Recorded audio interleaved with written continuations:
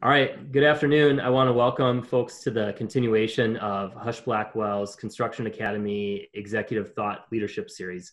Today, I have the honor of speaking with Adam Arndt of Catalyst Construction and Jason Korb of Korb and Associate Architects about the world's tallest timber tower, say that 10 times fast, set to begin building this summer.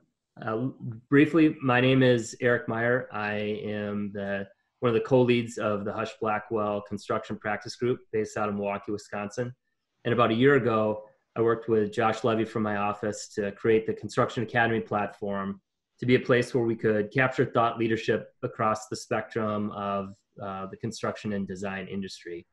Since we launched in July of last year, we've had a tremendous response from clients and partners and produced a long list of high quality programs, articles, and other content that you can find on our website.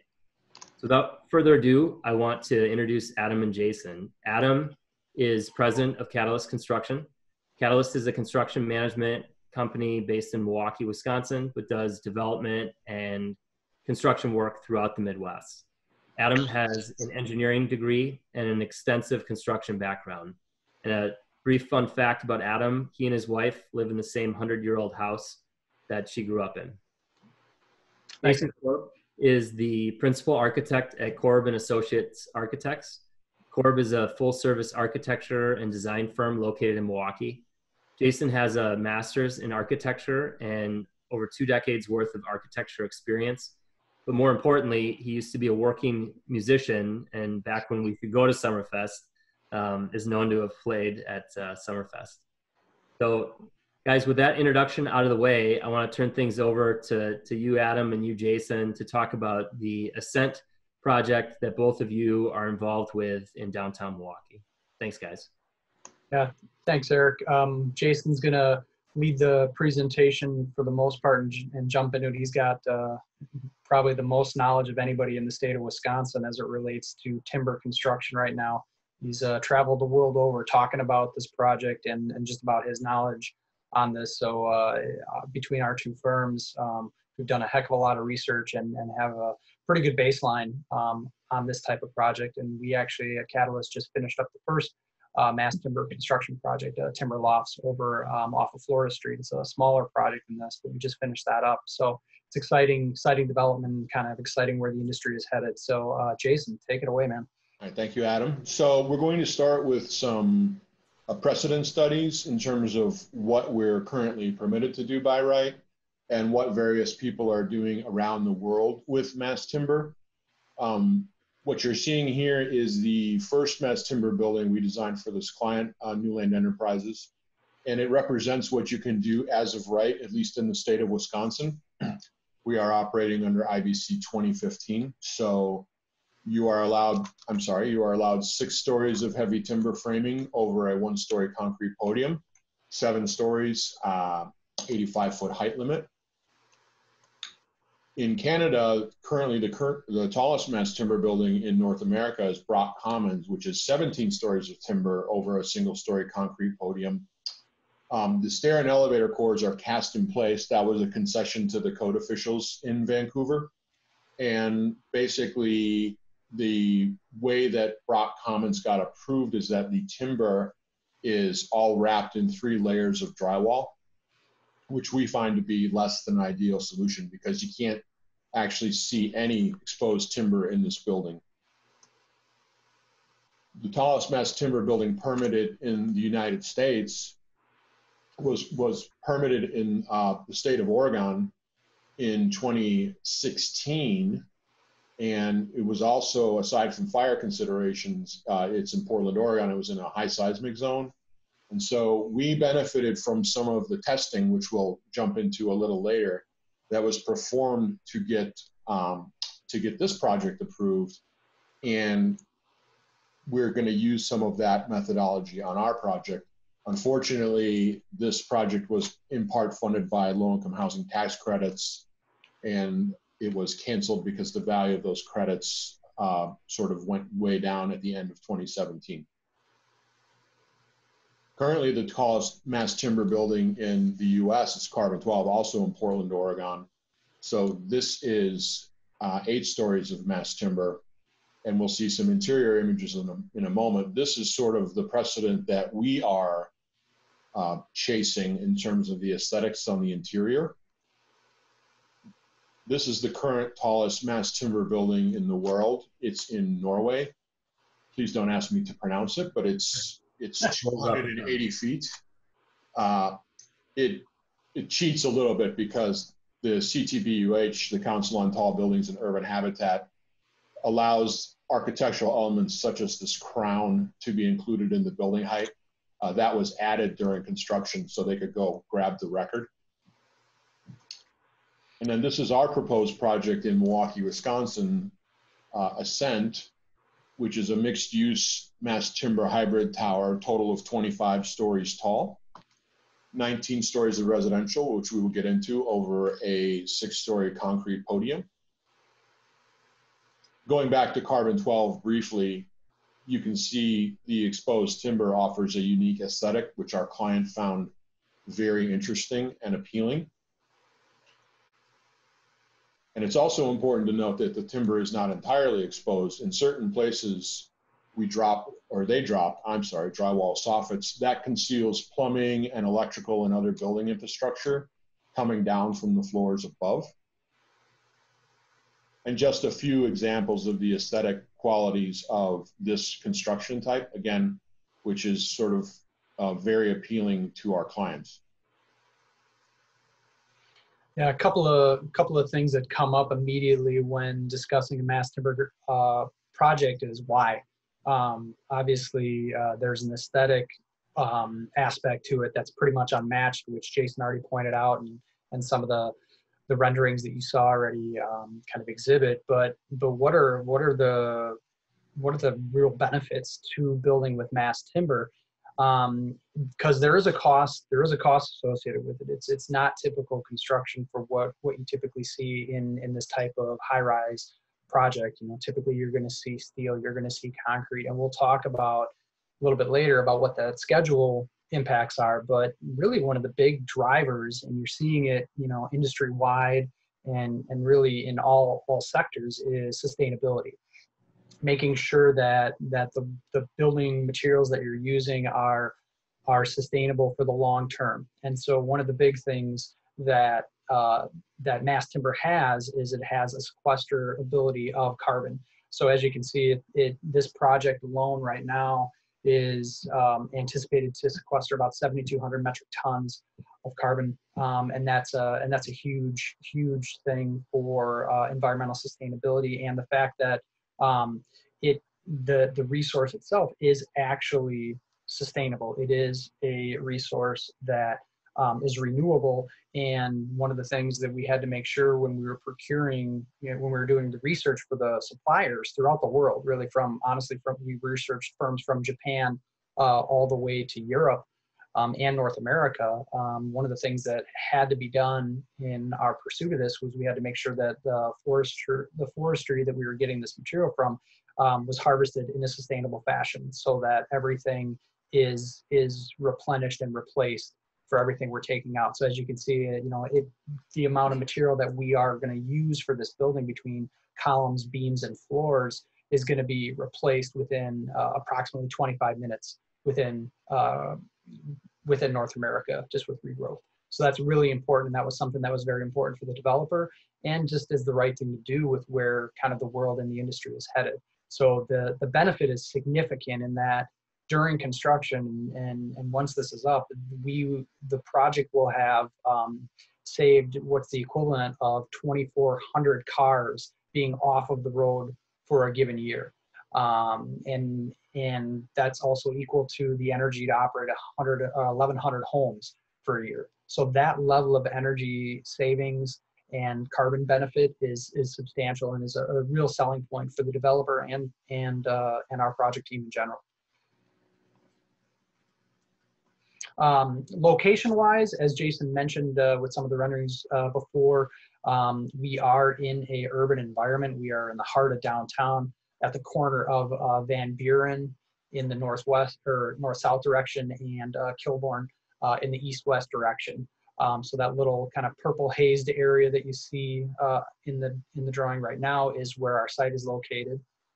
And if we click to the next slide, I think you'll see this is what the building eventually will look like and how it's going to really change the skyline in that area, specifically on Kilbourne. And it's an important thing to note that this is a project that the developer is really his heart's in the right area, because he really wants to see this area redeveloped. There's no TIF, there's no tax money being put into this. Really, it is private development trying to do excellent construction that's sustainable, long lasting, and really driving up the tax base. This is really, if you think about any urban environment, this is kind of the poster child of how development should be in any real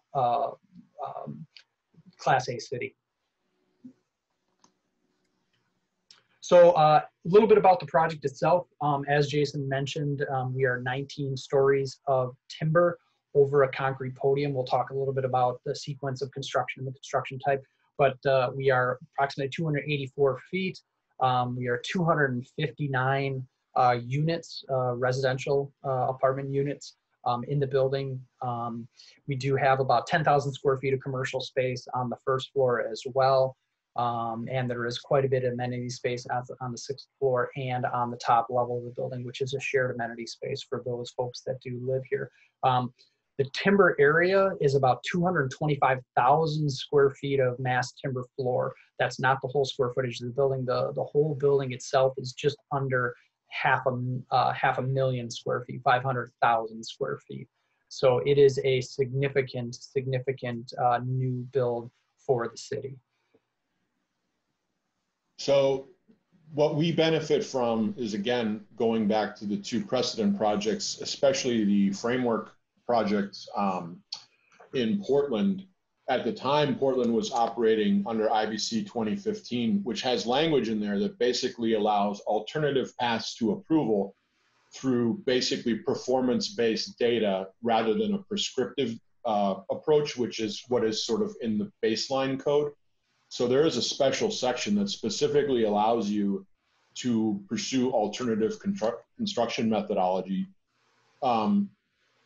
So again, going back to our carbon 12 precedent, we have roughly, and we'll see it shortly, we have roughly the same sort of design aesthetic inside the apartments as you saw in carbon 12, where approximately 50% of the ceilings are concealed with drywall soffits, and then the areas in living spaces and bedrooms around the perimeter, they are almost primarily exposed.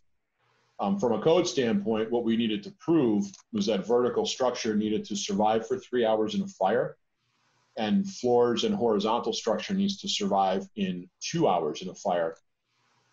No, we'll get to this in a moment, but no wood column had ever been subjected to a 3-hour fire test. And we'll see what that looks like in a few minutes. As I mentioned before, it's a podium building, and Jason alluded to it, that this is kind of what's required to hit some of the rating requirements. But we from a sequence standpoint, with regard to the construction, we are on deep foundations based on where we're at in the city and what the soil conditions are. We will have driven piles and pile caps for all our foundations in this area, so that's what you can kind of see on the left of the screen. And then we do have our 6 levels of concrete post-tension parking, as well as our core areas, our stairs and our elevator shafts are vertically out of concrete as well. So when we say this is truly a hybrid building, you can kind of see the progression of foundation deep piles through concrete to the mass timber, and that's a true hybrid construction. And as Jason alluded to, similar to Brock Commons and some of the other projects that have these concrete cores, not only is it a structural element that really is quick and helps with the construction sequencing, it also allows for the egress paths from the highest point of the building to be encased in concrete, as a somewhat of a concession to the AHJs, in that they prefer having that concrete stair and egress path. There was a discussion at some points in this of having wood as the vertical shafts for the stairs and elevators, but we kind of quickly went away from that, knowing that it was frankly, an easier conversation with the AHJ from an egress standpoint and from a constructability standpoint to get our tower crane through the concrete and then into mass timber. Sequentially, it just made a lot of sense to do it this way. So we'll talk a little bit about the timeline of this project. Our interaction with the AHJs has been extensive. So our firm was directed by the client, Newland Enterprises, to pursue a mass timber high-rise on this site. They had previously had a 19-story concrete building approved on this site. It was canceled due to the Great Recession. So what we did is we immediately came up with a concept within 60 days from that directive, and then we presented it to the Department of Neighborhood Services Commissioner and the downtown alderman. Because if the Department of Neighborhood Services, this commissioner is appointed by and reports directly to the mayor of Milwaukee, and his department supervises all plan examiners and all building inspectors. In the first of many cases of the stars aligning, we presented this in May of 2018. We learned that the commissioner has a forestry background and was acquainted with the technology and was an enthusiastic supporter.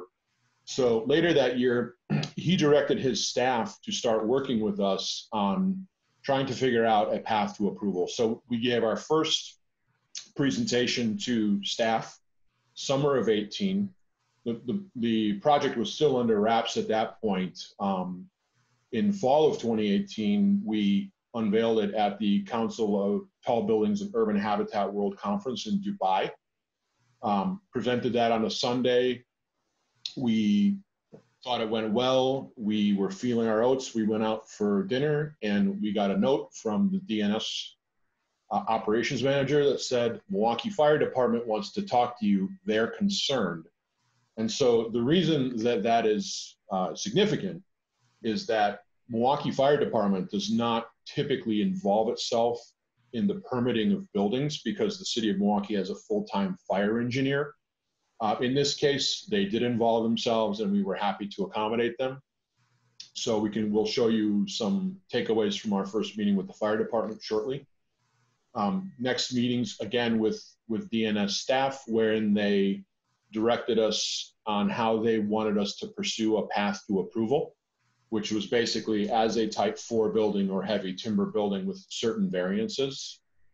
And late in that year, again, going back to the performance-based design criteria, we did witness what we believe is the world's first series of 3-hour fire tests that was performed for us by the Forest Products Lab in Madison, Wisconsin. They are a department of the U.S. Department of Agriculture. So they performed the test for us. And then if they haven't published their findings, I believe they already have, but they will be. We finally had a final variance meeting with DNS staff early this year and filed our variances. And we are currently working through the variance approval letters and a footings and foundations permit. So, and I didn't update this slide. We do hope to break ground in August. Our meeting with the fire department came on the heels of an event that was unique to Milwaukee, a tragedy now. Fortunately, they're rebuilding this, but in 2018, the historic Trinity Church on the west side of downtown Milwaukee was subject to a 4-alarm fire. And basically what we learned when we met with the fire department is that the 2 chiefs that we met with were actively there fighting this fire. And if you look at the image on the lower left, you will see that the only system that really didn't fail was the mass timber roof trusses. Every other system failed to one level or another. After the fire, you can see on the right, MFD took a few of these timber beams and cut them to see how they performed. And they do perform exactly as the code prescribed. They actually performed a little better.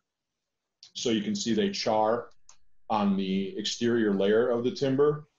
The char impedes the flow of oxygen into the structural heart of the member and basically self-extinguishes the fire.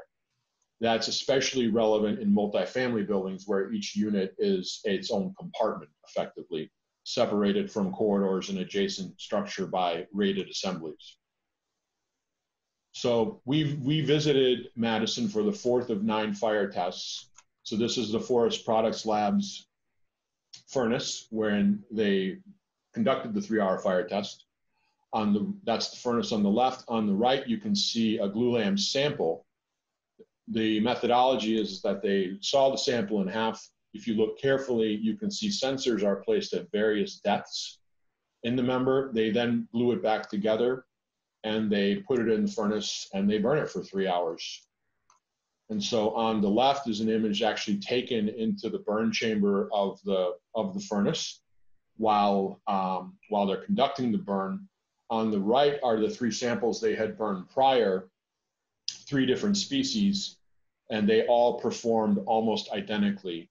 So what they do, if you look carefully at the image on the right, is they then cut the remnants of the member into sections and see if enough structural material is left to support it after being burned for 3 hours. And what they learned is that the answer was yes.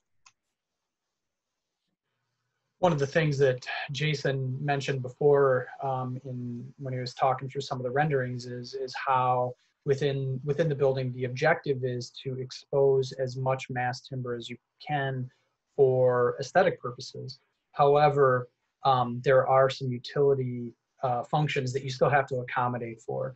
And what those utility functions actually allow you to do is analyze the structure and try to find some cost benefit in reducing the amount of fiber that you are getting and thicknesses of the fiber within the columns, the beams, and the floor slabs to lower the cost in those particular areas and then allow for more exposed areas. So one of the analyses that we've done, as you can see on the picture on the left, is we've laid out where we're going to have dropped ceilings for mechanical and MEP infrastructures, and then that lays out against what's actually going to be exposed. It doesn't change the fact that the entire structure of the floor, beams and columns and floor slabs are made out of wood, but what it does is it changes the thickness of each of those members within a specific area to reduce cost. So the darker gray that you see on the left is actually areas where ceilings are dropped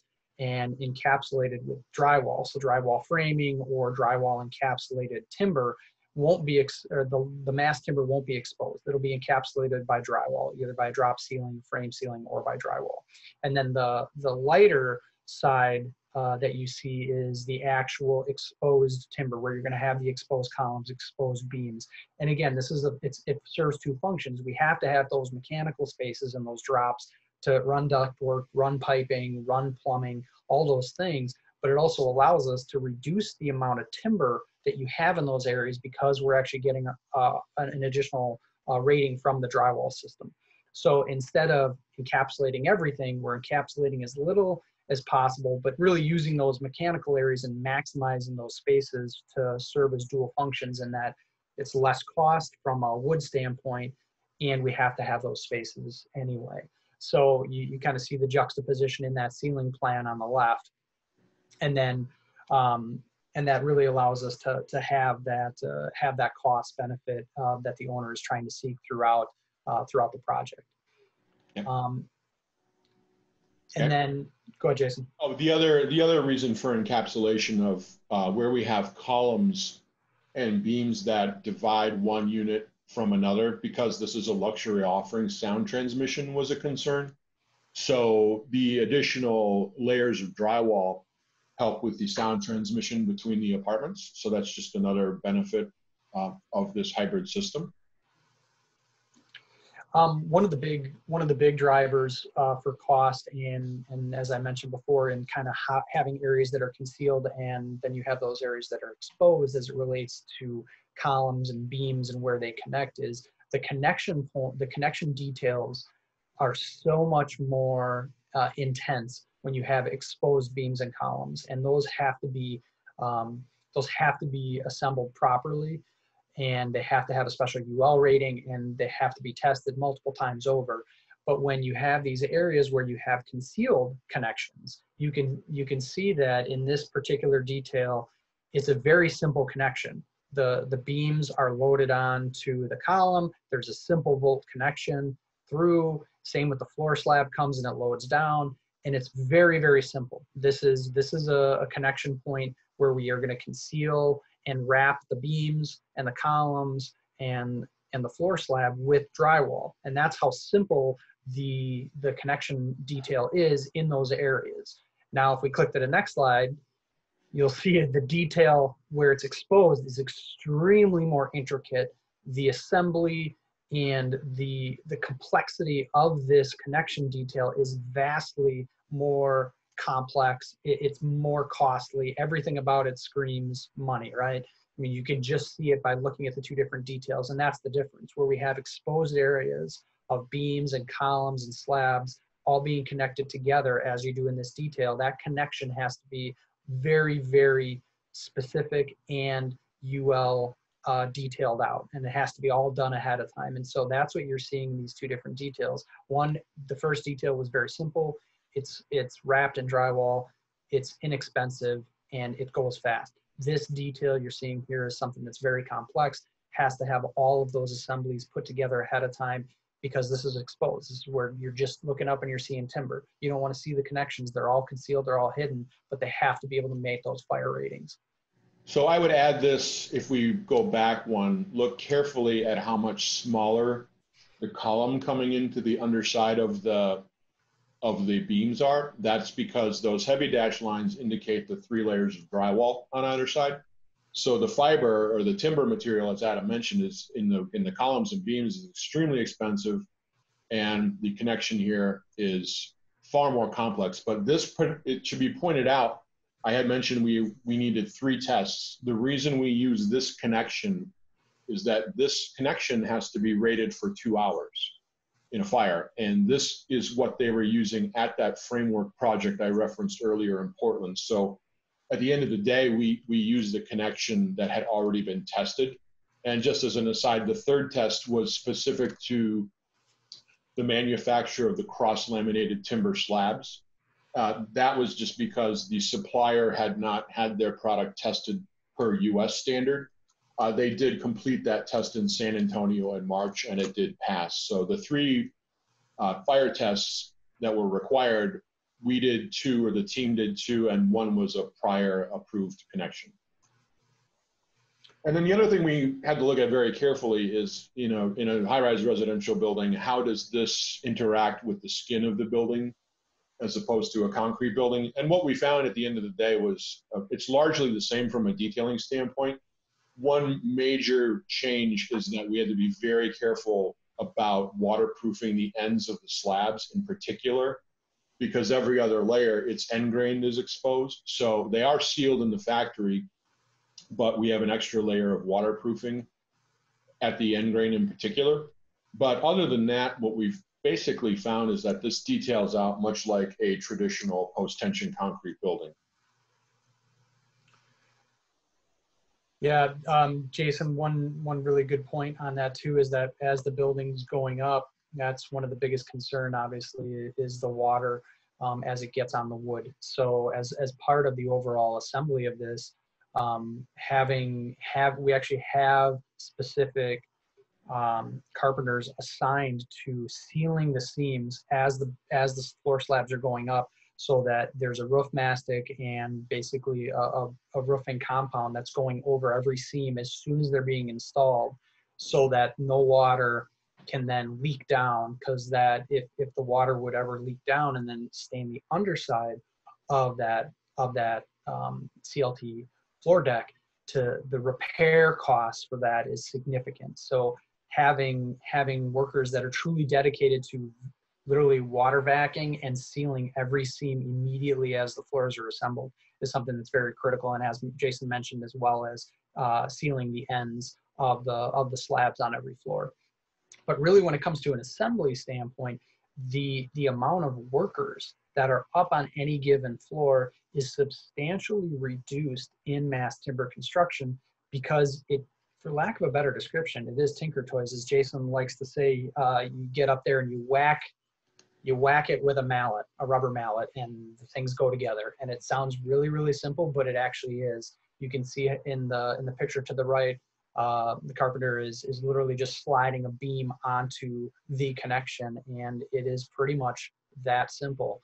And the amount of workers that we're going to have up on any given floor slab is going to be somewhere between 10 and 14, and that includes the workers that are doing the floor ceiling and the roof mastic, as I mentioned before. So you have 10 to 14. In a normal concrete frame scenario, on a poor day, you would have anywhere from 30 to 45 workers up on that slab.